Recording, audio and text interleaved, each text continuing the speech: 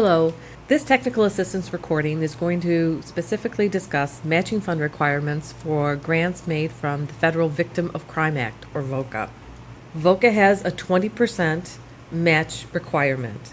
So federal VOCA funds may be used to pay for a maximum of 80% of the total program costs, leaving 20% to be made up in matching funds by the applicant agency.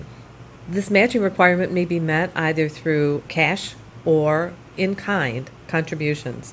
Cash is a new expense. You're buying a laptop computer, that's a new expense, that's a cash match.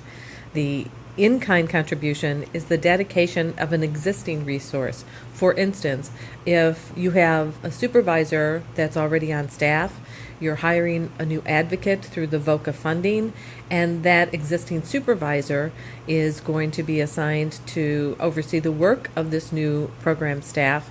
You can charge up to 10% of that supervisor's time as an in-kind match. It's the dedication of an existing resource to the new program. So it counts as match, but it is a soft, not a cash match. It's not a new expense. In-kind match can include volunteered professional or personal services, office materials and equipment. Those would be prorated. So if you want to charge the copier lease that the new program staff is going to be using, it would be an in-kind match, but you would prorate it so that it's $1,000 a month for the copier lease, and the program staff is going to be 1 out of the 5 people using it. You could charge 20% as an in-kind contribution. Similarly, workspace and facilities, those two would be prorated based on the share of the program use of the total cost. And you may also use non-VOCA funded victim assistance activities as your in-kind match.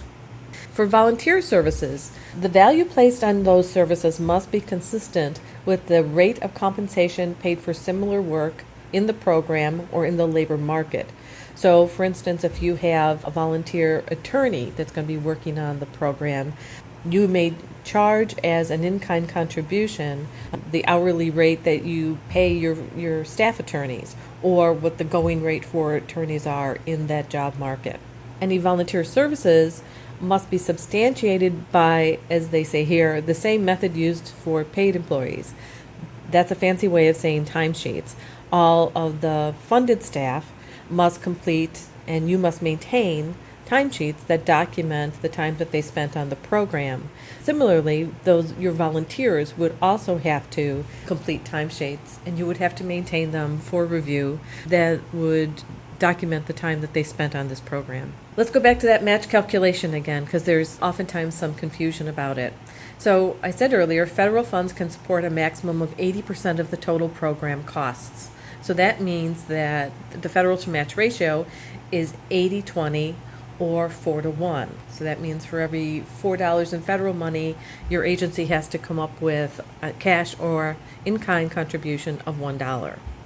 Here's a question. An applicant agency has submitted a budget supporting salary and benefits, travel and commodities for 2 advocates.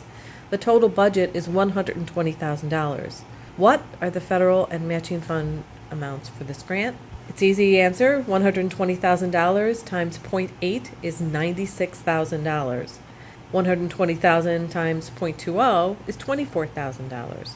So the ratio of 96 to 24 is 4-1. Here's a picture that demonstrates how this breaks out. So you'll see that for every $4, the matching contribution is 1. So the matching requirement is 20% of the total cost, not 20% of the request for federal dollars, but of the total cost of the program.